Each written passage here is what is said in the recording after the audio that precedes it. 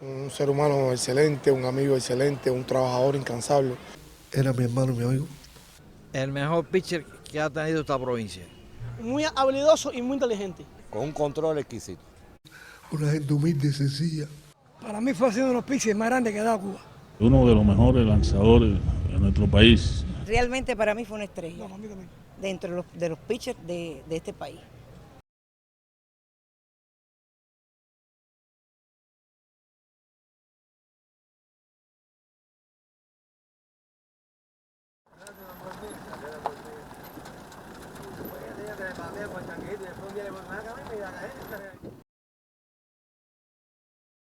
Omar nació en el año 49. 4 hermanos, éramos 4 hermanos, 2 hembras y 2 varones. La mayor, que era hembra, y el segundo que le seguía, que era Omar. Una casa con un solo cuarto. Para el grupo que nos encontrábamos ahí en la casa era bastante reducido aquello. Realmente él, bueno, con 7 años que tenía, más bien se dedicaba a actividades aquí con el resto de los compañeros de aquí de la zona. Por la tardecita tirando piedras, pues, vaya para otro lado del río a ver quién se volaba el río de nosotros. ¿Qué? Yo llegaba ahí al medio del río y él hacía así y se lo volaba siempre. Sí, porque él tenía un brazo muy, muy fuerte. Muchacho. Cuando la mamá de nosotros fallece, es que nos vamos, ¿no?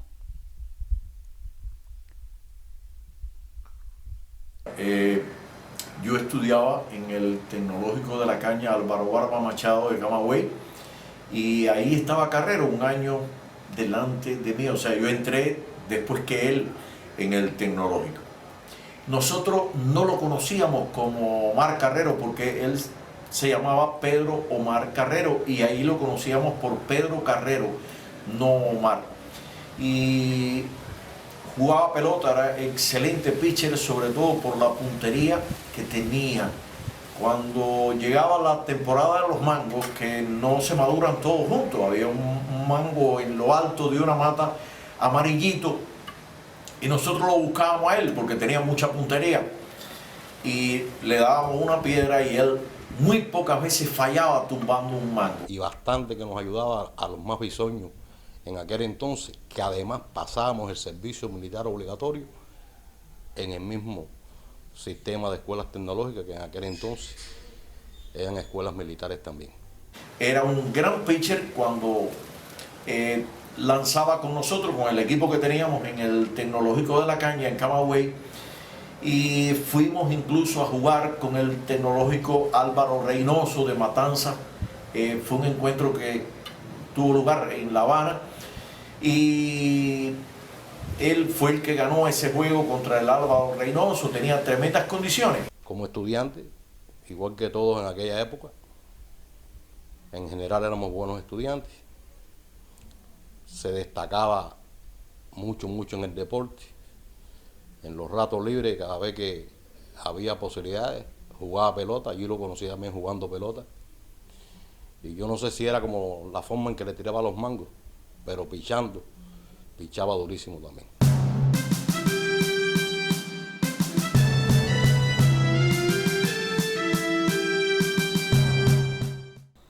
Comenzó su vida representando a la provincia de Camagüey, o sea, no existía la división política administrativa, no existía la provincia de Ciego de Ávila como tal, y comenzó jugando primero por los equipos ganaderos, los equipos granjeros, representando a la antigua provincia de Camagüey, donde Ciego de Ávila tenía su cuota.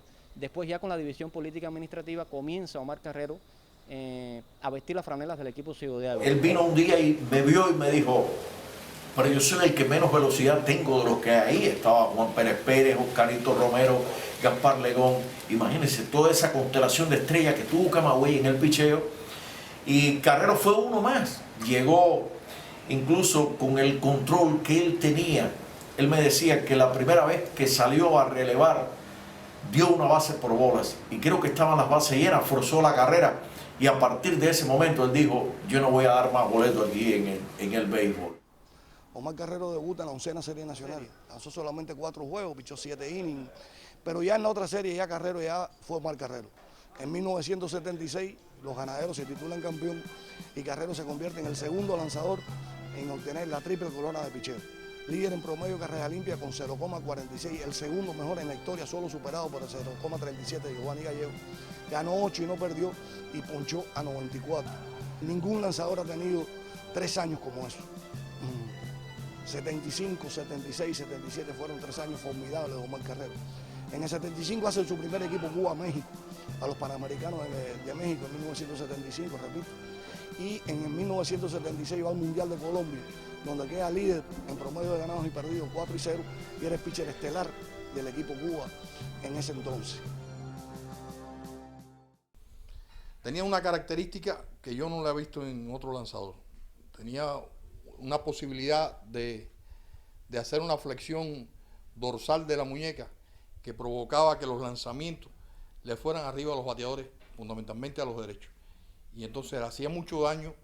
El bateador, cuando le tiraba la bola, provocaba que le diera hacia abajo y tenía la posibilidad de batear por el infield y de dominar con facilidad a los bateadores. Was a big home run hitter several years ago. He's played for the national team 17 times. Now they tell me instead of going for the power, he's maybe changed his game a little bit and started to spray the ball, started to go to opposite fields. They used to put out a big switch for him when he came to the plate, but now he's a little more honest with it. Bouncer, not tough play for the second baseman. Looks like he's going to have to get it on the short hop, but... Como lanzador, Omar tenía una cosa, el control. Omar tenía un lanzamiento muy especial. Aparte del control, cerraba a los bateadores y tenía un sinker ball muy bueno. Omar pichaba muy bajo. Omar era difícil conectarle batazos de grandes dimensiones. Y yo creo que todavía tiene un récord vigente en promedio de carreras limpias en su etapa como lanzador.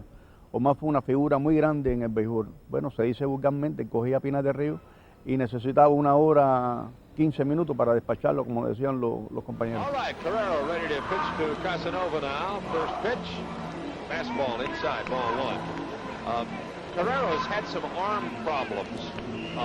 They seem to be corrected now, but he's had a little bit of problem with his arm. He's experienced, has good control, generally speaking. There's a fastball swung on and fouled right on the right. Los momentos grandes que yo tenía, en mis mejores momentos, que estaba inclusive en el equipo Cuba, en la Nacional, cuando jugaba en la Nacional contra Carrero, siempre yo dije que era el pitcher más difícil que había. Para mí, ¿no? Porque me costaba dificultades siempre conectarle. Inclusive, jocosamente, yo siempre decía, bueno, yo siempre quiero, cuando vaya en contra tuya, yo con 1, yo tengo, y 3 turnos para ti y 1 para mí. Yo siempre trataba forma de marcarle 1. Y casi siempre era infligir algo, porque era un buen corredor rápido. Pero para mí era más difícil que yo tenía para poder conectar. Muy difícil porque tenía una bola rápida por dentro, tenía una localización, o sea, un control que era estupendo. Luis Casanova. In a recent Intercontinental Cup, Casanova was most valuable player, by the way. What a series. And everything. Home runs, hits, doubles, triples, fielding, everything. 12 for 29 with 6 home runs and a .517 average. He was the leading vote getter on his team, second only to Muñoz. Antes del Mundial de Colombia en 1976, en la serie selectiva, comienza el bate de aluminio y Carrero es líder en la echada con 6 y líder en promedio de carrera limpia con 0,62. En contradicción, no comenzaba el bate de aluminio y es el récord también aún vigente en serie selectiva con 0,62. Después, bueno, ocurre la división política y administrativa y Carrero viene a lanzar con Ciego de Ávila y precisamente tiene problemas en el brazo. Y entonces ahí ya los récords de Carrero ya no son tan grande. Primera, porque Ciego de Ávila era un equipo de poca ofensiva. No era un equipo sotanero precisamente por la actuación de Carrero, de Santana, de Regino Robaina, de Manuel Álvarez, porque su picheo era bueno, pero era un equipo de poca ofensiva y ahí los promedios de Carrero ya comienzan a ceder un poco. Pero fíjese la grandeza de Carrero, que al término de la serie 78-79 y la quinta serie selectiva, Omar Carrero en 8 series nacionales tenía 72 ganados y 27 perdidos con 28 lechadas. Y es el único lanzador en la historia que tenía más lechadas que juego perdido. Y un increíble 1,60 promedio de carrera limpia. Ya después, bueno, repito, con Ciego de Ávila ya sus actuaciones fueron buenas, pero en algunos momentos eran discretas, ya no era lo mismo. Era un equipo, repito, que no bateaba. A pesar de eso, el 27 de enero de 1981, en este preciso estadio José Ramón Cepero, se convierte en el primer avileño en dar un juego de 0 hits, 0 carreras al equipo de Las Tunas. En 1986, la temporada 85-86, Carrero tiene una formidable temporada, 9 ganados, 2 perdidos y 2,03. That was Pedro Chavez, the manager for the West you saw most recently. Just before him, Jose Pineda, the manager for the Eastern All-Stars. First pitch, fastball outside. Carrero, we just mentioned last inning that Julio Romero had control troubles. Carrero normally does not. Gets that one over. It's another high hopper. Hova comes in. And matter of fact, it wasn't a hopper. It's just a short, soft fly ball. And it was picked off by the second baseman. That's it. 3 up, 3 down. East continues to lead by a...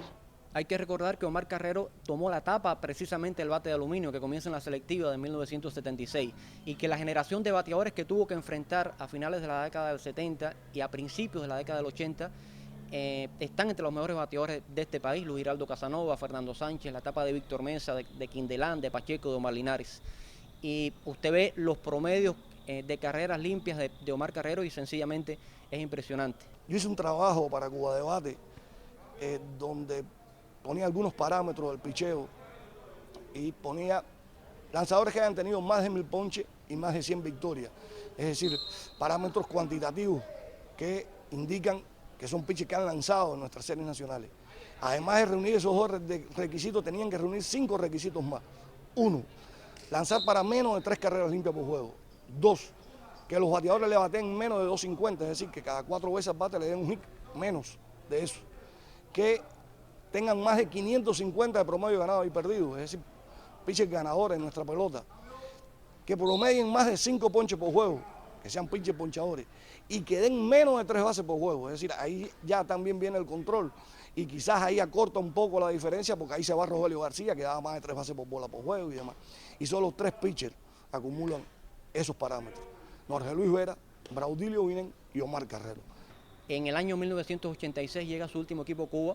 Recuerdo esa temporada, ya en sus finales incluso de su carrera deportiva, en el Mundial de Holanda, en un equipo cubano que tenía Rogelio García, Jorge Luis Valdés, Pablo Miguel Abreu, que era uno de los mejores lanzadores de Cuba en aquel momento, y él participa en el Mundial del año 1986. Se molestó mucho cuando en el año 87 no lo llamaron al equipo Cuba porque él consideraba que todavía tenía condiciones para estar en el equipo Cuba y que realmente dejarlo fuera después de la temporada que había tenido era algo injusto. Ya él no juega la temporada 87-88, ya no la juega y se retira finalmente en el año 1989 a raíz de un evento internacional José Antonio Huelga que la provincia de Ciego de Ávila tuvo la ocasión de organizar aquí en el estadio José Ramón Cepero. Además, en 17 series nacionales ganó 149 juegos, terminó con un excelente 2,27 promedio de carrera limpia, pero algo llamativo, es el quinto en el whip en la historia del béisbol cubano. El whip es los envasados por entrada y solamente es superado, los 4 que están delante de él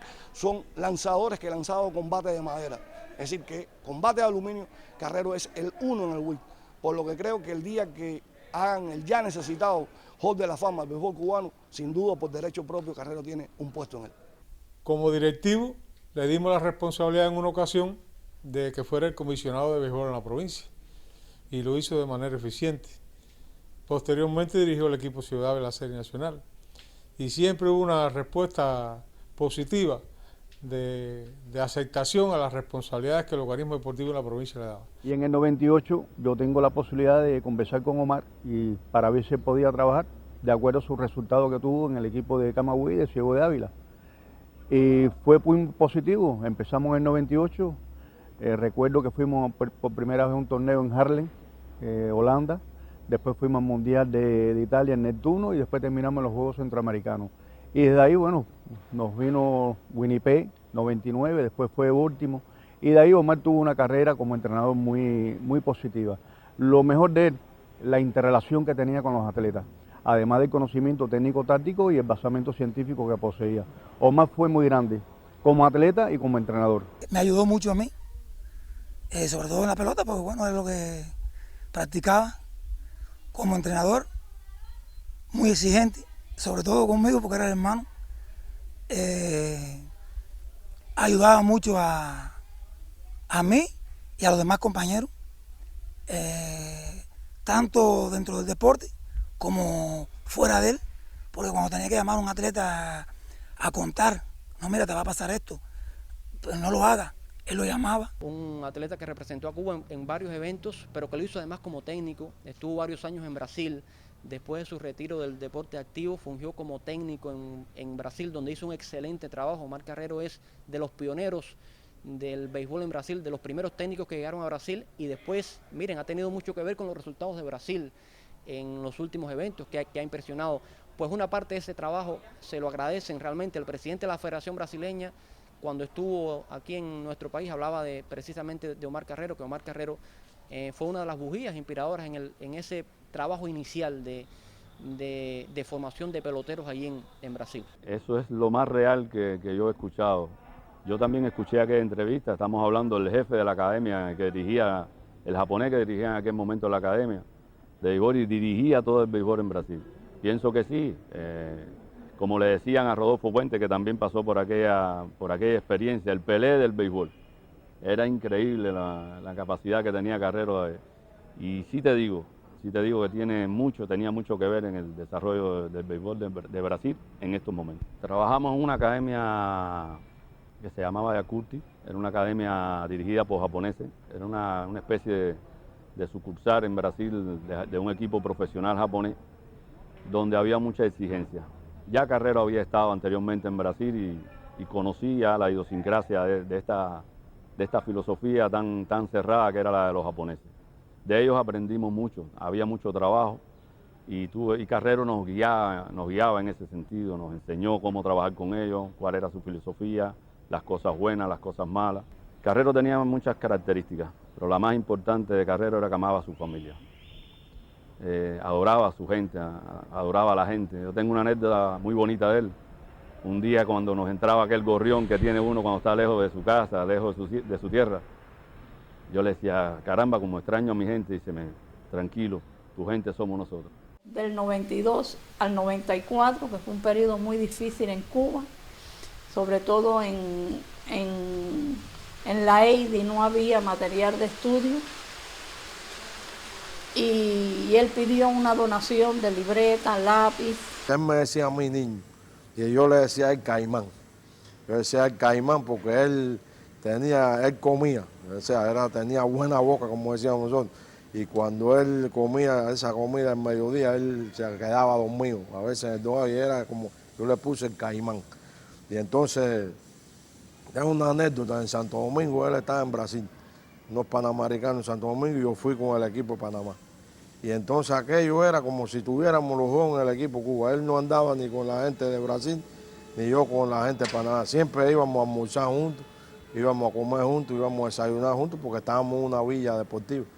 Y un día yo le digo, Caimán, vamos a echar una competencia yo y tú a ver quién se come más, ¿viste? Bueno, ¿qué va? No le pude ganar, se comió como 12, yo llegué nada más a 9.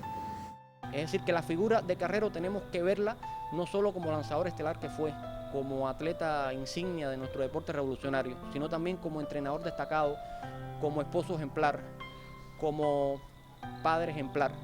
Yo creo que la imagen de Omar Carrero va a estar por siempre en la memoria de todos los que nos conocimos, de todos los que estuvimos con él y de los que, como yo, tuvimos la posibilidad de entrevistarlo, de conversar con él y conocer un poco de su brillante carrera deportiva. Se impone decir que al lado de ese hombre viví los mejores momentos de mi vida, de mi juventud, de mi vejez. Con él tuve lo más preciado de mi vida también, mi hijo, que es el fruto del intenso amor que nosotros vivimos.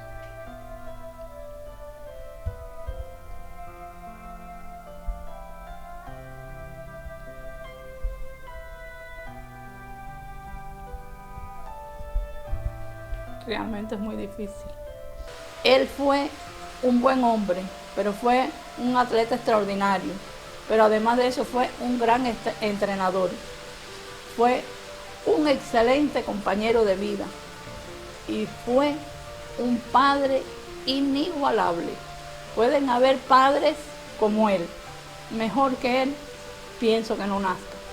Y yo tuviera que decir que si me tocara vivir de nuevo y comenzar por algún punto, comenzaría de nuevo por el principio y por el amor que con él siempre viví hasta su muerte. Omar Carrero como padre fue un gran padre porque siempre me inculcó valores morales. Bueno, mi papá como padre fue un buen padre, me ayudó bastante en todos los aspectos. Y su función como entrenador en el béisbol, era una persona muy exigente. Siempre me pedía que me entregara al fondo en el entrenamiento y que mantuviera una disciplina, que la disciplina es lo principal para lograr un resultado y un objetivo en el béisbol. El problema es que la gente quería que uno fuera igual que su padre, y para llegar ahí era muy difícil porque no es fácil ser igual que mi papá fue grande. Siempre me daba muchos consejos a la hora de enfrentar un juego de pelota cuando a mí me tocaba lanzar. Pues bueno, él había sido pitcher y tenía experiencia, ¿me entiendes? Y muchos años en el béisbol que tenía más conocimientos a la hora de enfrentar un juego de pelota. Para mí es muy difícil ser el hijo de Omar Carrero, ¿no? Porque siempre existe una que otra persona que te compara y quiere que seas como él, y no es fácil ser como él porque él fue un gran atleta, tuvo muchos resultados en el béisbol, pero bueno, tiene cosas buenas también, porque ser el hijo de él te da fuerza para cada vez que estás en el terreno, esforzarte y querer llegar a ser como él.